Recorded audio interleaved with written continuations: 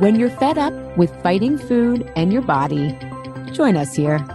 I'm Allie Shapiro, creator of the Truths with Food program and your host for Insatiable, where we explore the hidden aspects of fighting our food, our weight, and our bodies, and dive deep into nutrition science and true whole health. Fair warning, this is not your parents' health care. This is a big rebel yell to those who crave meaning, hunger for truth, and whose lust for life is truly insatiable. Believe me, freedom awaits. Welcome, everybody, to Season 7 of Insatiable.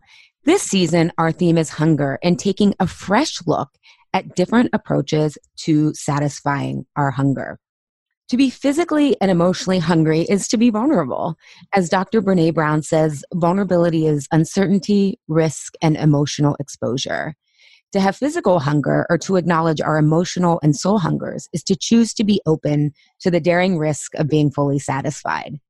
We will be exploring various diets and approaches to satisfying our holistic hungers. Before we get to our exciting guest today, during our transition episodes to Season 7, I had hinted at something about if you love the conversations we have here and are all about exploring and experimenting to find the radical truth for every body you have, physical, emotional, and soul, I had something exciting to share with you. Introducing the Insatiable membership community. This community is designed to help you take action around the topics we discuss here and support you to find your radical truth. I rolled it out privately last year to clients, new and old, and the results have shown me there is a real need for a community where we can trust ourselves, learn from each other, and as we get healthier, want to take more daring risks to make our life choices potent, healing medicine. I'm now opening it up to our Insatiable listeners. In a nutshell, it's a community where there are no gurus and we can learn from each other. Once a month, we have a mastermind topic and help you gain clarity and have a group to support and learn from wherever you are on your path.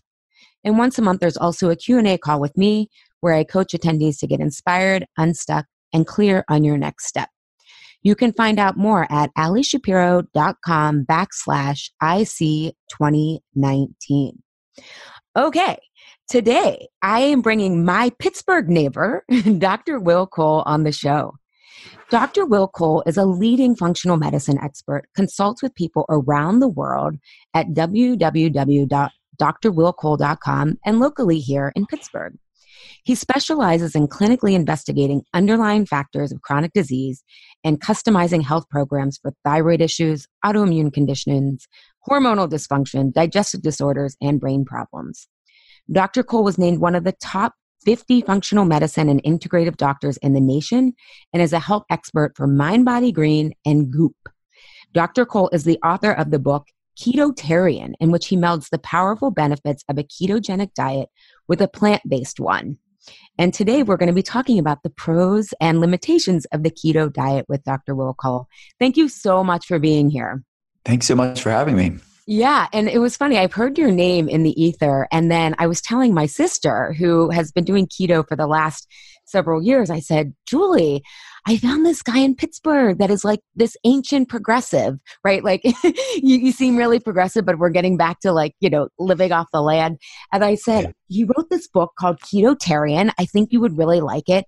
And she's like, Allie, I already have the book. The beet salad is my favorite dish. And her husband's name's Ram. She's like, and one of Ram's team members, his son went to Dr. Will Cole and he totally helped him turn around by helping him with the autoimmune protocol. So she totally knew who you were. And I was like, okay, I'm going to go back into my cave. Cool. That's awesome. I mean, what a blessing. I get to be a part of people's journeys that I never meet, or like, I have no idea who this, friend of, the team member that is, but that's really cool that what we're doing here, it's hearing stories like that remind me why we're doing what we're doing here. Yeah. No, it does feel good hearing about that. So I want to start. You have this new book out, Ketotarian, which I just love because I felt like it was trying to bring the political equivalent of Republicans and Democrats together, right? And finding the commonality where you're trying to find the commonality between paleo and vegan people and saying, hey, we have some common ground here in healthy fats, right? Yeah. So it's about keto. And before we get started, I just want you to define the keto diet for us, because in your book, I think people are like, whoa, I thought you had to be paleo to get into ketosis and keto. And you're really changing that script. So I'd love if you could define that, what keto and ketosis is for people. Sure. And that is what I wanted to do in part with Ketotarian, is bring these two seemingly opposite worlds together and realize there's even a section in Ketotarian that I call food peace, which is a play on words. It's like a piece of food, but it's also just making peace with food. And we have a lot in common, actually, and we all want the same thing. And this idea that on social media we should be trolling people and, sending these horrible negative tweets and Facebook comments and Instagram comments over food is just kind of, we're missing the point of what we're talking about here. But to answer your question, the ketogenic diet, if you break that word down, is using fat for fuel. And nutritional ketosis is this natural state that all of our bodies have of burning fat for fuel. So the alternative, metabolically speaking, is sugar burning. And that's where most people in the West will find themselves. They are burning sugar for energy. And what that means is they will have breakfast, lunch, and dinner. And typically when you're in sugar burning mode, you need a snack in between meals, the 6 small meals a day, because that's akin to kindling on a fire. Kindling on the fire creates flame and energy, but it's short-lived. So you have to keep putting more kindling on. So that's the breakfast snack, lunch snack, dinner snack. It's because if you miss the kindling, you get hangry and irritable and you are fatigued. And this is sugar burning state that America and Western civilization finds themselves on. And then there's dirty kindling of the standard American diet. And then there's the cleaner kindling of real foods and healthier options, but things that still break down into sugar. It's still kindling, even though it's cleaner kindling. The alternative is burning fat for fuel. And that's what ketosis or a ketogenic state or being fat adapted means. And that's akin to having a log on the fire. It's more long lasting. It'll burn slowly. So that is really what ketosis is. It's off of that volatile blood sugar roller coaster. It's something that from an ancestral health standpoint, humans would have been in times of ketosis for eons. And it is in alignment with our DNA in the sense of creating metabolic flexibility, which is what I try to really convey in Ketotarian is, yes, you can burn sugar for fuel when you want it, or you always have it as a secondary fuel, even when you're in ketosis. But let's give you the option to have metabolic flexibility where you can do a cyclical ketotarian approach because you've built that metabolic flexibility through eating a healthy, clean ketogenic diet. And the way I advocate for in ketotarian is a mostly plant-based, if not entirely plant-based, but at least a mostly plant-based ketogenic approach. Yeah. So do you think, this is what I loved about your book, is you were saying you can cycle in and out, and keto is a way to kind of build resilience. So it'd almost be like, if we're using the metaphor of a cell phone, it's like it's helping your body keep the charge, right? In a way. Yeah. And so once you do that enough, you can go and eat carbs again, or you can be out of a ketosis state, but still be burning fat once you get through the sugar and not be on that roller coaster. Correct. Exactly. Absolutely. And that is food freedom. I think most people find themselves bound to the next meal and the next, satiable craving, and they will be a slave to food. And we should enjoy food. We should love food, but we shouldn't be bound by food, or the craving shouldn't be so insatiable that you can't ever get away from them. So this is something that being fat adapted or gaining metabolic flexibility really gives you, is that you eat when you're hungry. You eat until you're satiated or full. It's not something that it's this, over consuming mindset that sugar burning will leave people feeling. Right. And so because I've been getting a lot of emails from people about this word fat adapted. And I think people think that they can only burn fat if they're in ketosis. Whereas what you're saying and what I explain to people is if you aren't in ketosis, you are going to burn sugar first. However, if you don't have that snack or your blood sugar is balanced enough, you will then dip into your fat reserves. But sugar will still be the first source, although sometimes we need that because in your book, I love that I think a lot of doctors and people advocating behavioral change forget to tell people how this shows up in their real life, right? So they're like, okay, I may have like an A1C that's out of balance, but what's the pain point in my real life? And you talk about in the book, like you can go without meals, without snacking, or you have stable moods, and what you were describing there is like, to me, that sounds like balanced blood sugar. And often people have such a disbalanced blood sugar that maybe they need the keto diet as a healing diet to get back into that state. Would you agree with that? Or, I mean, what are your thoughts on that? Yeah, no, I would definitely agree with that because the goal is when you're talking about health and wellness in the context of ketotarian or like a real food, clean keto diet, it's not just producing more ketones, which is good for the brain. It's an epigenetic modulator. It's good for lowering inflammation. It has a lot of great, cool health applications and health benefits. But it's not just about producing more ketones. It is also normalizing insulin levels and stabilizing blood sugar levels. So it's all of that stuff together that really produces the great feeling, the optimal increased fat loss, increased energy, increased brain function, and the curbing of cravings. Well, and that's another thing I loved about your book is you were like, look, you may need to keep in some carbs and gradually work up to ketosis. Like I've never heard anyone say that before. Everyone, we had Maria Emmerich, who is a huge voice in the keto world on a couple years ago. I thought the keto diet was going to come and go, honestly, between from 20, I think we had her on in 2017. But, she was advocating like 1 cup of vegetables a day or something super low.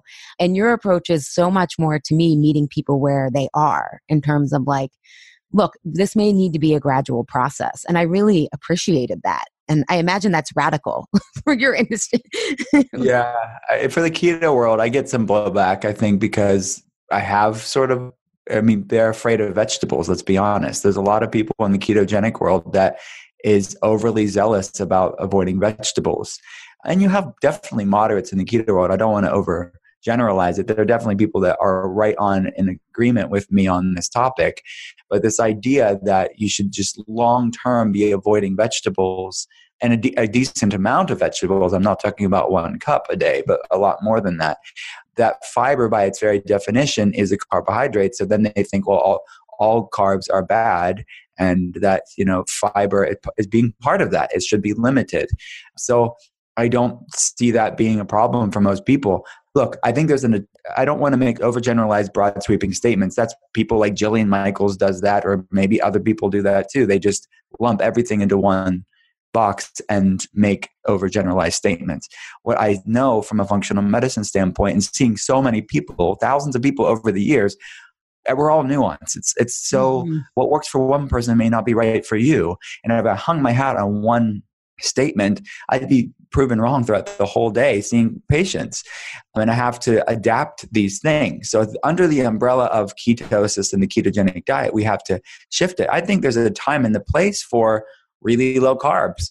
But what I wanted to convey in ketotarian is a good way for the average man and woman to really live this way in a vibrant wellness way, not super dogmatic and becoming obsessed about macros and restricting your body and punishing your body from these foods. I don't think that's good for long-term sustainable wellness, which is what really the ethos of ketotarian is. Yeah, no, I love that. I have a client who we were working for a while on the emotional side of things and really cleared that up. And then she was really ready she had started to make certain changes and like her natural sugar cravings went away once we worked on the emotional side of things. But she started in on keto. She's postmenopausal, and she has a lot of autoimmune issues. And we first just started adding in more fat. And it was amazing for her once she saw how certain things like eyesight, all these autoimmune issues went down. It then incentivized her to like get to the next step, right? And I think that's the important piece of your book, is meeting people where they are so they can gradually feel that real life experience and the intrinsic motivation of, oh, I'm doing this to feel better, not to be good or bad and judge myself in this theoretical sense. And so I appreciate that I look at the nuance even in terms of where are people in their lifestyle and their level of awareness, because I think even though I think so many people normalize not feeling so great, right? To your point, like the average American, like man or woman, most of us aren't feeling anywhere close to our best. And so I like that people can have different entry points in your book and not feel like they're failing from the start. Yeah, absolutely. I just, a lot of those keeping it simple options in ketotarian were just born out of me seeing patients and realizing not everybody wants to get into the nitty gritty of the macros. Not everybody wants to like start calculating their macros, and that's completely fine. I don't either, actually. So I just like to keep it simple and like use food to feel great. And I think that is fantastic. Let's start people moving in this direction of just focusing on this healthier fats, not having so much carbohydrates, eating lots of fresh, real food, and get the benefits of ketosis without being overly stressed out about food. I think that's antithetical to wellness, is being stressed and obsessed about healthy foods. And I think that to a larger point, which I don't think I mentioned this in the book really, but orthorexia, I think, is a real problem in wellness. And I think that that's a real problem in the ketogenic world. And they have to reckon that they have to fix this issue within the community, because they see a lot of people that are just so stressed out. And I see this on, I co-host a podcast called Keto Talk, and I hear the questions. They're looking at all these nuanced little, tiny little things in these long paragraphs, and they're completely normal, but it's their stress about all of these numbers and ideas and concepts that it's the stress and anxiety that's the problem, not the actual food meals that they're eating. Yeah, I always joke that people who don't have religion find nutrition. It becomes kind of this like guiding, like I have to get it right? Like I cannot sin. I can, but it helps, it forces us, it creates a myopic view of like nutrition being the only piece. And that was one of the things I wanted to ask you about is, I loved in your book that you talked about you cited so many studies about keto improving Alzheimer's and, this reviving this theory that Alzheimer's, one strain of Alzheimer's is type 3 diabetes and brain injuries and cancer and also like autoimmune stuff. And I wonder if it struck me as these are people who are very acutely sick, right? In kind of a chronic like emergency state. And I wonder if we, in trying to create awareness about the power of food, have we convinced people that they're sicker than they are? I'm not saying that, because I think of like my client that I showed the example of, some of her autoimmune symptoms got better, right? But they weren't this extreme, like debilitating pain, right? It was actually stuff that she wasn't even aware that maybe it was connected to autoimmunity until it went away, right?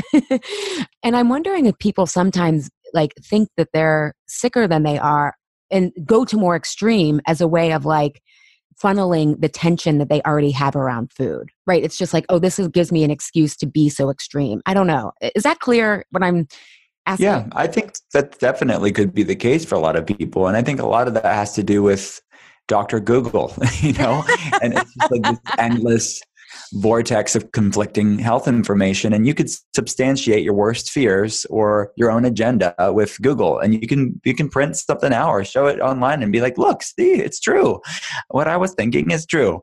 You can find anything you want to prove yourself right on Google, and that's a problem. And I think that there are a certain group of people, and it's a lot of the people in this community of wellness and health and self-help people, that comes with good intentions, but it ends up feeding this monster of stress and anxiety, which is not good for your health. I mean, stress and anxiety about food or health or wellness feeds physiological problems, actually creates inflammation and throws off our hormones and all this stuff. So I think that it could feed into, even if there was a real physiological health problem, it's amplified and worsened by all the stress and anxiety. But I mean, to your point as well, I think that all of these issues are on a spectrum, and there's full-blown health problems, and then there is the other side of it where it's just a mild symptoms, but they're still not living a vibrant, life. They still intuitively know my energy isn't where I want it to be. My sleep, my weight, my digestion, my inflammation levels aren't where I want it to be. Let's improve them. So I don't think that those other people on the other side of the spectrum should stress out and be, overly obsessed about it, but they still should be aware enough to do something about it. So I think the word I'm trying to say is balance. And we need to have a balance of our approach to health, no matter where we're at on this inflammation spectrum. I love that. I always joke moderation is the new radical, right? Yeah.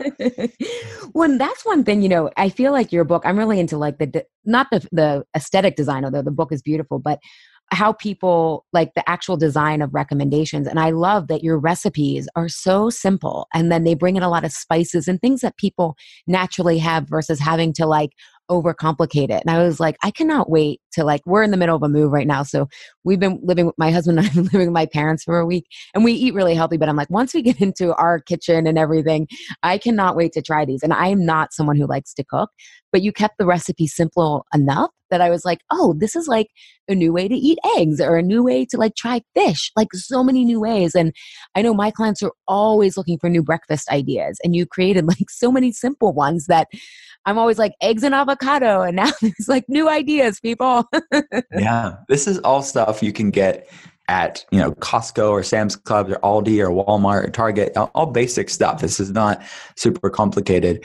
And it's people alienate themselves from this way of eating because they think it is something that's, very only for the Martha Stewarts and the wealthy and like the super foodies. It's really not. I mean, anybody can be plant-based keto or eat a ketotarian way of eating. Yeah, I always tell my clients sometimes when they're like, I don't have time to do all these elixirs or whatever. And I'm like, the people who, like, those of us who get into wellness, like, this is our full-time thing, right? Like, you can't expect the standard to be that because, like, it's just, some of us just love exploring with it. But if you're a regular person, to your point, like, health should be the vehicle for us. It's not the end destination of perfecting our macros. It's like, no, let's use this so we can live well and stuff like that. So simplifying to me is actually the goal of nutrition. So one of the things I wanted to touch on is this idea of even plant-based being plant-based ketarian or ketosis or in keto. And so can you explain the difference for people between plant-based fats and I mean, our audience is pretty educated in this, but what is the importance of plant-based fats versus eating a lot of saturated fats, especially if you're not staying in ketosis and eating a lot of carbs with them? So can you speak to maybe some examples and then why this plant-based ketosis is so important? Sure. So ketotarian is my made up play on words. It's this amalgamation between the best of being plant-based and the best of being fat adapted. So when we talked about, on the top of the show about ketosis and being a fat burner, most people do the ketogenic diet with lots of meat and dairy, which, again, if that works for you, that's great. But what I find that long-term wellness, not just a short-term thing, they get stuck at plateaus. And after that honeymoon period with the conventional ketogenic diet wears off, they aren't able to move past where they're stuck at, or they have food sensitivities with dairy, or they're having digestive problems with so much meat, etc.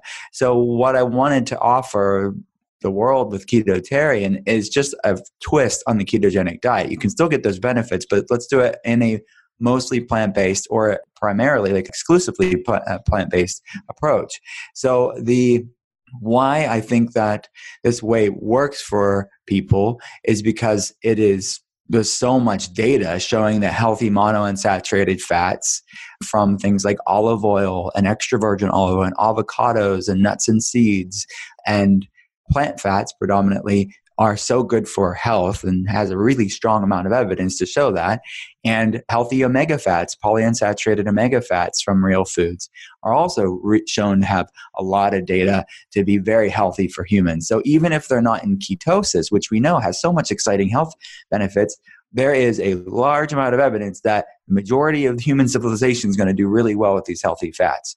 So that is the base of this ketotarian triangle, this food pyramid, are healthy plant fats. So in ketotarian, we offered vegan keto. Most of the recipes are vegan keto, but there's vegetarian keto options, obviously with eggs and ghee brought in, and then pescatarian keto options with wild caught fish and fresh seafood and things like this. So why I feel like all of those healthy fats should be the predominance of whether you're doing ketotarian or the conventional ketogenic diet. I think that those fats should be the predominance because most people are going to do really well with them. That's going to improve people's inflammation levels. It's going to improve people's brain function. It's going to improve people's cardiovascular health, their heart health. So there's just so many reasons to do that. And you also can tap into ketosis, which is the fat burning, the anti-inflammatory, because beta hydroxybutyrate, that main ketone that your body produces, actually is an anti-inflammatory. So let's leverage the benefits of being plant-based and eating lots of good healthy plant fats, as well as green leafy vegetables and sulfur-rich vegetables to support detoxification pathways and healthy fiber for your gut microbiome. There's so many reasons to eat lots of good plants and plant fats. And then on the other side, let's tap into these benefits of ketosis, which is exciting. And I've seen the benefits from a clinical standpoint. So let's sort of fuse both worlds together. The problem I find with the conventional ketogenic diet and depending too much on saturated fats and too much on dairy and the proteins that, casein protein and lots of meat, it can long-term for a lot of people drive inflammation levels up, cause food sensitivities, impact the gut microbiome long-term. I'm not a huge fan of it for a lot of people. I think some people can get away with it. Some people's genetics, they just do really well with it, and that's fine.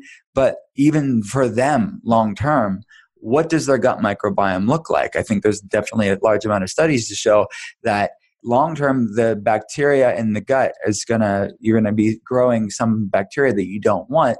And all the good bacteria is going to be limited long-term with this because of you're avoiding vegetables long-term. So they want to make sure they start bringing in some more plant-based ideas into their life long-term. And that's part of what ketotarian is meant to be. It's not, even if you don't want to be, vegan, vegetarian, or pescatarian keto, you can still have some plant-based keto ideas that you can just pepper into your life with your conventional ketogenic diet.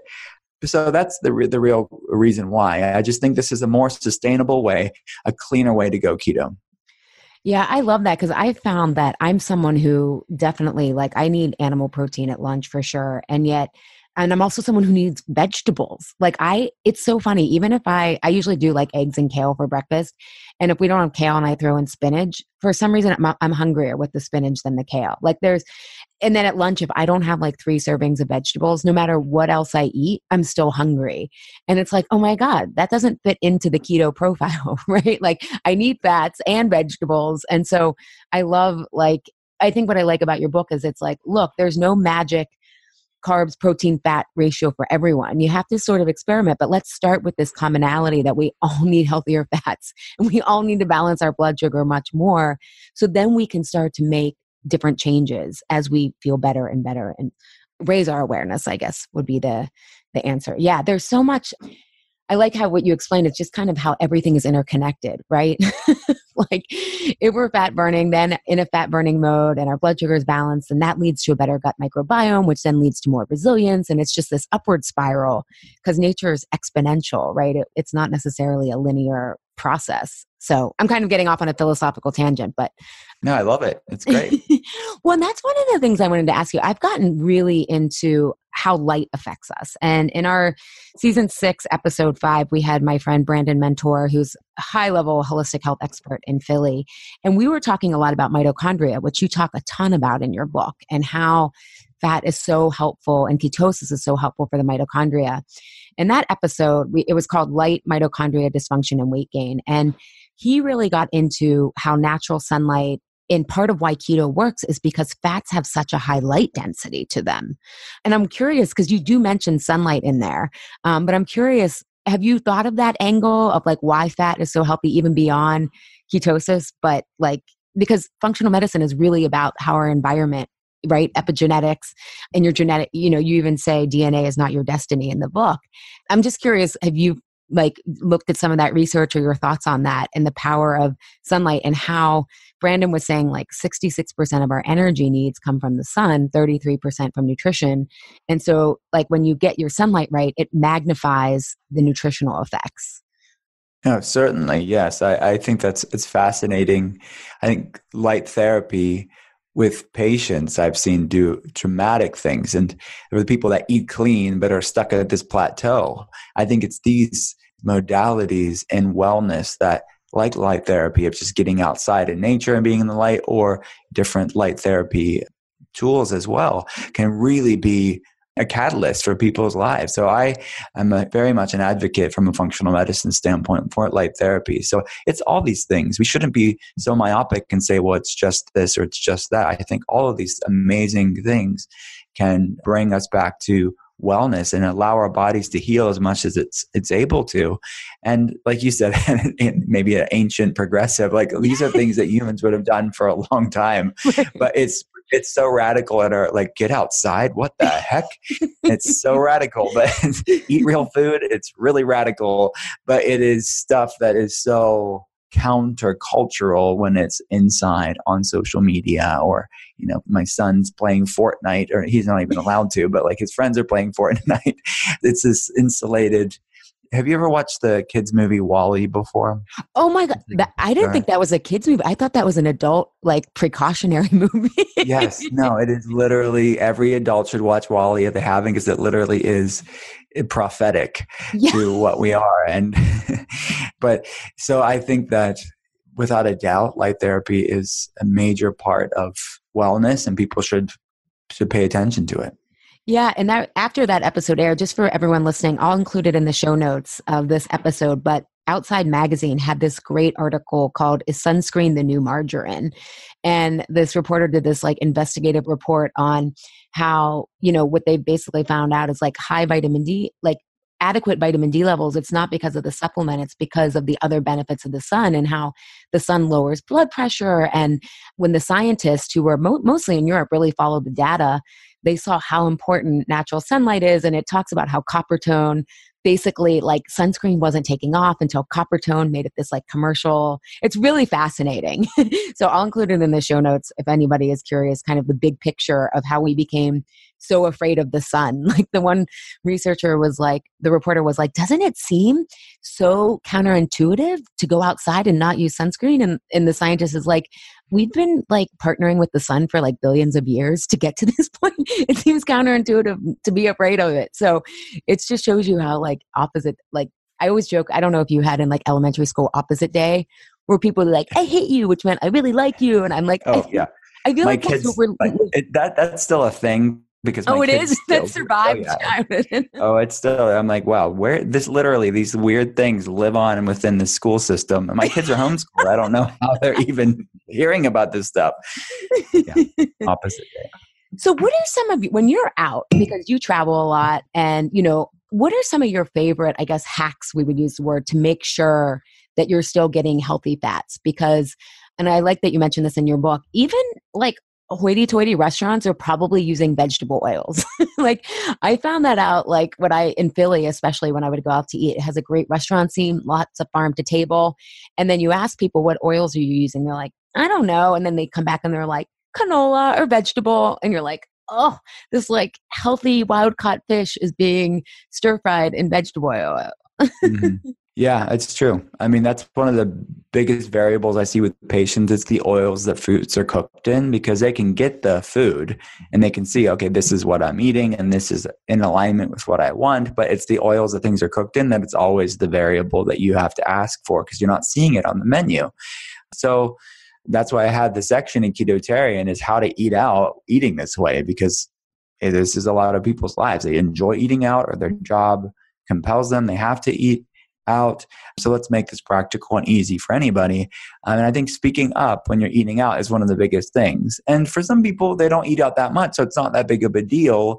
And it's like, okay, well, if it's one time with the vegetable oil, unless they may have a digestive problem from that, they may have symptoms from that. But many people won't. Many people have one time, their body's resilient, they're doing so much good stuff that they just kind of let the rest go and they're fine. So it depends on how much you eat out, I think. But if your job is, hey, I have to eat out, all these times throughout the week, then you may want to speak up and at least know the restaurant that you go to and what oil they're using, because it's the predominance of the meals that you're having. So I think context of how much you're eating out is important. I tell patients more or less, if they're not eating out on a regular basis, don't stress about it unless they're having some active autoimmune flare. And we know, hey, they cannot have cross-contamination. They cannot have the X, Y, and Z. That's different. But the average person, if they have some semblance of health, if they know they're not going to have a severe flare-up and they don't eat out a lot, just keep it simple. Look for the bigger things of avoiding certain things. But I don't know if everybody needs to ask what oil things are cooked in if they're eating out randomly. But I agree, it's so common, it's pervasive. But ask for olive oil if it's available. And that's, I think, the best bet. Very rarely you're going to have an avocado oil option at a restaurant. That is one of the biggest things that I do is for people listening, like because I'm usually getting a salad when I'm out just because it's like safe and I can get, what I need from that. But I never get the dressing because I know not only is it a ton of sugar, but it's most likely a soybean. I mean, even the Whole Foods dressings, oh my God, like are mostly canola or soybean or sunflower or something, right? To save costs. Or some of the times what I do, especially if like I don't do dairy, but sometimes I'm like, oh, I want something like creamy. I'll just ask for avocado and realize that gives me that same creamy texture that I'm craving without the dairy hit, So that's something I think that people can also think about too is like, am I sometimes craving texture more than the dairy itself? And also, I don't know about you, but I can do like a little bit. So sometimes like if I'm craving something like fried, I'll do more like, can I have a baked potato and will you bring butter on it or olive oil and then put the salt? So you're still kind of getting the same profile, but it's not fried in the crappy oils that they use. Yeah, that's a good one. Yeah, definitely. Yeah. And I think also asking a lot of times if people have like raw nuts, because usually, kitchens do have that kind of stuff. Or even if you're in the airport, a lot of my clients travel a lot, even getting the raw nuts over the like mixes that they have. No, totally. Yeah. I normally pack the stuff that when I'm traveling and flying, I guess that was your question, but I normally will pack the snacks. Like when I'm flying to whatever, I will have snacks to not even have when I'm traveling, because I typically fast when I'm traveling, but to have in the hotel room when I'm there.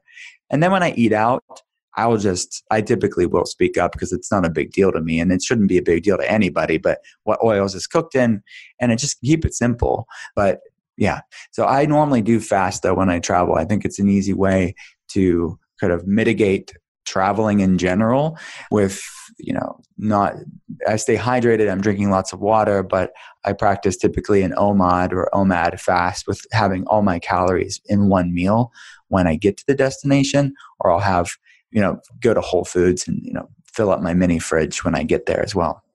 Yeah, I love that you touch on fasting in the book because I tried intermittent fasting just like skipping breakfast, and it totally messed with me. Now, I was like, I just was lazy and I didn't want to make breakfast. My husband was skipping breakfast, but he does coffee and I can't do coffee. I'm too sensitive to caffeine.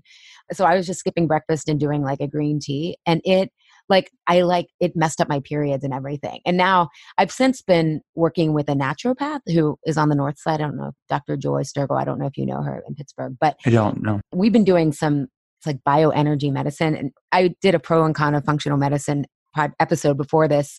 And I talked about how if it weren't for functional medicine and like reversing my own health issues 15 years ago, I would have never been open to this like bioenergetic medicine because it seems a little woo. But she's been helping me see part of my blood sugar issues were probably from mercury, from my fillings and vaccines and all this stuff. And it's part of, I had cancer as a teenager and I always thought I just had sluggish lymph. I had Hodgkin's disease and I was exposed to pesticides. And I always thought, oh, I just have sluggish lymph. And she's like, I think your sluggish lymph, which is connected to blood sugar, is from this stuff. So if as I'm feeling better with her and stuff, I may try it again. But I found a lot of women, especially like in late 30s, 40s, and those like perimenopause, approaching menopause, can struggle with intermittent fasting. And I like that you acknowledge that in the book, that it's not a one size fits all. No, I think the intermittent fasting that you should do is intermittent fasting that you feel great doing. And intermittent fasting is an interesting thing because it is, the more fat adapted somebody is, the more they'll randomly intermittent fast because they just aren't as hungry. They are more satiated and they will eat when they're hungry. So if they do a 12 to 6 eating window, they will just do that randomly because they're hungry at noon and they are filled up by 6. But that's time restricted feeding. That's intermittent fasting. So the more fat adapted somebody is, I find the intermittent fasting will just be random. But conversely, we know it would also produce more ketosis as well. So if someone does want to lean into intermittent fasting, they can amplify the benefits of ketosis. So it is a really cool tool to use, no matter if they're at the beginning of your fat adapted ketotarian journey to like a more advanced version of it. You can use these tools to really improve health, lower inflammation levels. And something that I'm fascinated with is upregulating autophagy pathway, where these healthy cellular recycling pathways that we can all tap into. And not many people are, but they hopefully, when they listen to conversations like this, they can start bringing these tools into their life. Yeah. And for listeners who might not know those terms, basically what Dr. Cole was saying is that the healthier your diet gets, the more you can detox. Your body can open up its natural detox pathways, right? Am I summarizing that correct? Yeah, it's autophagy. Breaking that down is self-eating. It's your healthy cells. It's like cannibalism on a cellular level. It's your healthy cells gobbling up the dysfunctional disease cells. So it's a way to make your cells more resilient, and it's your own anti-aging, anti-disease pathway that through intermittent fasting. I mean, what are the ways to increase autophagy? It's intermittent fasting, the ketogenic diet, and being plant-based. So let's do all 3 of those with ketotarian to really enhance these cellular recycling and, like you said, detoxification pathways. Yeah. Yeah. So one of the things I wanted to talk about, and I think you touch upon this in the book, and I just am curious of your definitions as a result, is how much, and I think this is the limitation of the keto diet in general, is we often talk about, for people who haven't struggled with their relationship with food in the past, right? And it's interesting because a lot of people, myself included, who get into this field, we had very dysfunctional relationships with food. I didn't know mine. I was binging and emotionally eating because of unresolved PTSD from cancer, right? I had no idea that that was it. And a lot of my clients, oftentimes, they want to go to keto because of how extreme it is and it's restrictive. They may think, oh, this is a new plan, but it's a way of really avoiding the emotional work. And in your book, you talk about how stress can interfere with our ability to get into ketosis. And that's really at the heart of Truths with Food. When I work with people, we're working on why their life is so stressful, kind of dismantling it so they don't need to do so many stress management techniques, right? I mean, it's all great to like breathe deeply and be out in nature. And also a lot of people are just putting band-aids on their stress because they don't know how to actually prevent stress and make life, I say it's not just stress less, it's living more as well. And one of the things that I feel like gets talked about, the terms get tossed around a lot, is this is a lifestyle. And so what's your definition between diet and something being a lifestyle? Because I think sometimes, I've researched a lot of you, but I don't think you've had like a challenging relationship to food in the past, right? And many people who are in functional medicine haven't. They love medicine. They're fascinated. They see the benefits of it, or physicians, any field. And so we often say like, oh, food should be about peace and enjoying it. And yet we aren't aware of what food really means to people, right? Like when people feel uncomfortable speaking up and about the fats and oils, it's not about the food. It's like, oh my God, am I like making myself unsafely visible, right? Am I causing conflict? Am I that person? It looks like I'm trying. There's all this emotional stuff that I work with on clients. So I'm curious how you define a lifestyle versus a diet. Yeah, it's so true. I mean, that's why a lot of what I weave through ketotarian is this, mind-body component to it, because you can get your macros in check and like eat the best plant-based keto food out there. But if you don't have your head and your heart right, you are sabotaging all the good things you want to do with your meals and food. So as I say in the book, you cannot heal a body you hate, and you need to make friends with food and make friends with your body. And I know that's not as simple as just saying a cute little statement. I know that takes real work and some inward mind, body, soul checking and healing from either past traumas or just an unhealthy relationship with your body and food. But that is cornerstone to sustainable wellness. Because I think if people understand their true worth and understand, wow, this is not about shaming my body about food or, restricting and punishing my body by withholding it, holding food and doing another diet to like punish myself. This is really loving your body enough to nourish it with good foods and eating foods to feel great. And I think once you start realizing you are a valuable creation, you'll randomly start making better decisions because you value yourself, and you'll randomly start speaking up because you value yourself. And that's not just about food, but it's speaking up in general. So I think that is without a doubt cornerstone. It's really hard when you're talking about plant-based keto to get all of that in, but that's definitely, I hope I made that clear in ketotarian, because that's without a doubt important. Well, no, and that's why I brought it up. And I know that, often it's like when you're studying functional medicine, there's so much to study. It's like the stress piece is something. And I wasn't saying that as a criticism of the book. I was actually saying you brought that up, and I appreciate that. And I'm curious. I just wanted you to expand upon it because the book is focused on the recipes and the science behind it. And again, I think part of why I wanted to have you on is it's such a meet you where you are approach, which I never see in these kind of books. It's like, do this plan, right? You give different things. I just was curious how you see the difference between, because I think the same thing, like whether it's ketotarian or vegetarianism, it could be a diet for some people, but it's a lifestyle for others based on what you're saying. If people value themselves, I see it more through like, once we have a life that we want to be healthy enough for, right? Like the incentive to be well is like, I need the energy for my day to be like clear focused I have Dr. Will Cole I got to talk to, right? Like I'm not a drinker anyways, but if I was, I'd be like, I can't have wine tomorrow night or that night, I need to be sharp. Yeah, you're absolutely right. I agree with you. I think that all of this, what the difference between diet and lifestyle is owning it as part of in alignment with the life you want to live. And like you said, if you have a life worth living,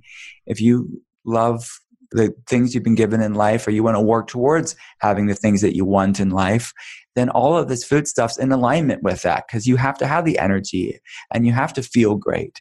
Because I see so many people kept back from the things they want to do or they're called to do because of health problems. And when they start realizing, whoa, the foods that I eat majorly impact my energy and me feeling great about myself and all this stuff, then they start wanting to eat this way. They start wanting to eat more this way, at least, to start improving their health. Yeah. And for people listening, I also want to emphasize when I say that, I don't mean that like your life is like total shit or it's totally fabulous. I just mean there's enough of you're getting a return on your investment of your efforts, of meaning, of energy, because I think most people are, again, somewhere in between, right? Like they're not sick, they're not well. And I think the same is emotionally, as most people are really, they're doing some of the things they like and they have some of the foundations in place, but there's enough holding them back that making that extra effort to free up that energy from stress that you can then put into cooking or whatnot. So I just wanted to also clarify that, because a lot of times when we're stuck fighting food, we have an all or nothing mindset. And that's part of why I wanted to do this series of saying like, these are all tools. Nothing is good or bad. It's about discerning. And I love that you use the word alignment, because I use that all the time with my clients. It's about alignment, because there's not a value judgment there, right? It's like, is this aligned with me? Because sometimes eating a gluten-free, flourless chocolate cake for my birthday is an alignment for me. Do I do that every night? No. But I love the word alignment. We use that all the time on the show here and in my work. So I'm so glad you used it. Yeah, definitely. All of this should be using food or light or movement. All of this should be in alignment for you to live the life that you want to live, whatever that is. And when someone doesn't have their physical health or any part of their health, or emotional health or spiritual health, I feel like that there's things that are really can keep people back. Yeah. This episode was focused on physical hunger, and yet I think you open it up to, I have found, and again, I'm curious what you see with your patients and clients, but granted, I work with a lot of people who struggle with inconsistency. And I say that inconsistency, I wrote this for Dr. Kelly Brogan's community, where she's a friend of the pod and a friend of mine, about how inconsistency is an invitation into deeper healing. And I've found that people who, when they get back to the natural, plant-based, in your case, ketotarian, or just, back to food, it's that that natural food is a reconnection to nature, including our own true nature, right? Not the nature is inherently cooperative and resilient and creative and beautiful.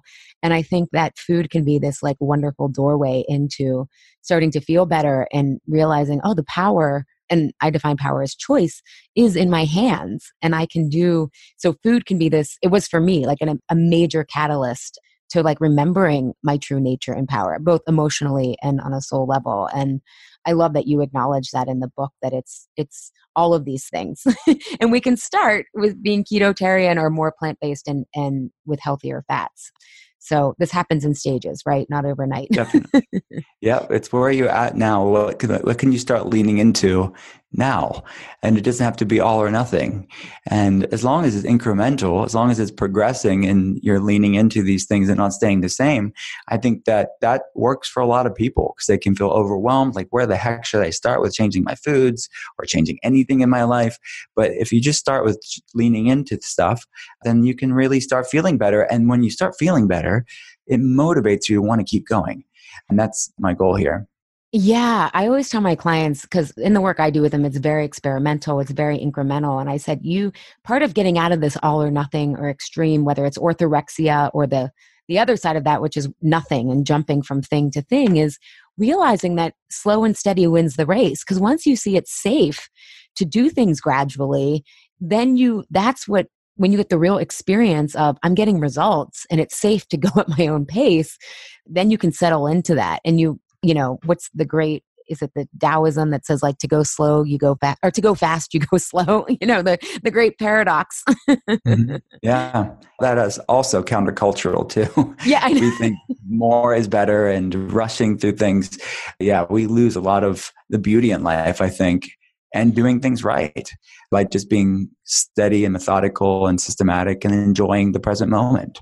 Yeah, I love on one of your interviews, someone asked like, so tell me, your typical day. And you're like, I live pretty simply. And I'm like, so do I. Like, it's not like the healthier I get, the more I want to get back to simplicity. And I always say nature's so elegant, like nothing is wasted or lost. And yet there's so much beauty. And I feel like there's so much beauty in simplicity. And if you're really getting to the root of issues, things get simpler, not more complicated. And I just loved your answer because I was like, I always feel kind of boring and I joke I'm like this 90-year-old woman, but I love it. Like, I love my life, my simple life. Yeah. No, it's fun. Simple is fun. And then I know that like the Netflix show with Marie Kondo now, I mean, I read her book years ago, but I'm like, I think that more and more people are catching on that our excess and more of everything, whether it's physical stuff or just doing more stuff, is unsustainable. And simplifying our life from physical things, but also mental, emotional clutter too, I think has to be the new way because what we're doing now as a society is unsustainable. Totally. I read her book several years ago and watched the show and it totally inspired me to like be a little bit more, I mean, I'm not a big shopper, but like stick with the things that just bring you joy instead of like, I'll just keep this around. One of the things though that I found at the end of her book was she's like, you'll have all this space and feel like wonderful. And I was like, I think that's the challenge in America though. People don't feel safe with so much space, right? It's like, that's why we're always busy. That's why we're, always eating. Like, it's just like, we need to fill things. And I think that's a huge, like safe. I mean, I look at it through emotional safety, but I mean like, some people would look at it through a worthiness issue or whatever. But I think that's the challenge that she needs to tackle next is why do we not feel safe with simplicity? Yeah, that's good. I think a follow-up to that concept is, have you read Eckhart Tolle before? Yeah. Yes.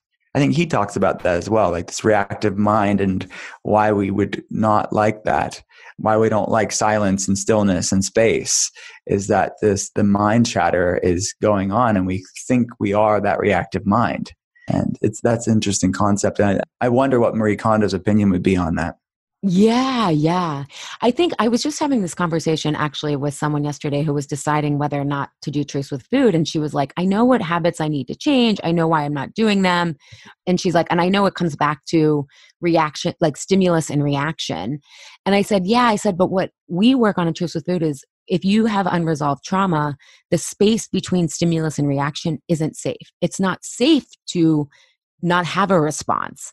And so even we can look at habits or what's on the surface, but what we have to do is heal that container there, that space. And then you can feel like you have space to not respond, or you have space not to react. And then you can choose differently in a different way to respond. And she was like, huh. And I was like, yeah, I got to flush that out more because it sounds super heady. But I think that's part of the issue, is the root cause is we don't feel like it's safe not to react right away. And as a side note, and like my husband might kill me for saying this, but he's an editor and a writer, and he read some of the Eckhart Tolle book. And the irony is he's like, this could have been edited to one chapter. I was like, yeah, like, you're probably right. But we need to hear things more than one. Yeah, that's how quickly do we forget it? How quickly do we forget it? I know. That's what I said to him. I'm like, but you have to give it at different angles because these are theoretical things and we need to see like practical applications. But I thought it was like really funny. He's also not into that genre. So, you know, it's, but speaking of tidying up, right? Like, does he need an editor? No, Eckhart Tolle has great stuff. I don't want to say that. Well, thank you so much for being here, Dr. Cole. Is there anything that I haven't asked or that you think is important for people to know when they're, you know, entertaining the ketotarian way of life? And I highly recommend the book for the recipes alone. Like, I am not a keto person, but I am so excited about all these new recipes that I'm going to try. And I'm also going to refocus on, I think your book about the fasting of like even a 12-hour fast. My husband and I are pretty lazy, and when it comes to dinner, and it's kind of like, who's going to get hungry first is who's going to cook. And so we end up like not eating until sometimes like 8 or 8:30. And then, you know, I don't get the whole 12 to 14-hour fast overnight. So I'm like, okay, we gotta start planning. And now we have some recipes to do that so that we're done with dinner by 7. And then, you know, I can eat at 9. So I get the fasting back in at least overnight. Yeah, I think even if someone's not fully keto, then they just start bringing in more plant-based and healthy fats into their life and go eating more ketotarian in their life. That's how a lot of people are doing it on social media, and they're leaning to it that way. So I'm excited for everybody to read it, and thanks for having me on, and I really enjoyed this conversation. Yeah, and where can people find more of you? We'll have all your links in the show notes, but if people want to find you directly, how can they find you? Everything's at drwillcole.com. We have a lot of information on the site. We even have a plant-based keto guide, like a free e-guide if people just want to get that at drwillcole.com. We offer free health evaluations. We see people around the world via webcam consultations if they want a functional medicine perspective on their case. So everything's at drwillcole.com. And that's also my handle at drwillcole on Instagram and Twitter and Facebook. Great. And Will is Will and Cole is Cole. Thank you so much for your time, Dr. Cole. Anytime. Thank you. Thank you, Health Rebels, for tuning in today. Have a reaction, question, or want the transcript from today's episode? Find me at alishapiro.com. I'd love if you leave a review on Apple Podcast and tell your friends and family about Insatiable. It helps us grow our community and share a new way of approaching health and our bodies. Thanks for engaging in a different kind of conversation. And remember, always, your body truths are unique, profound, real, and liberating.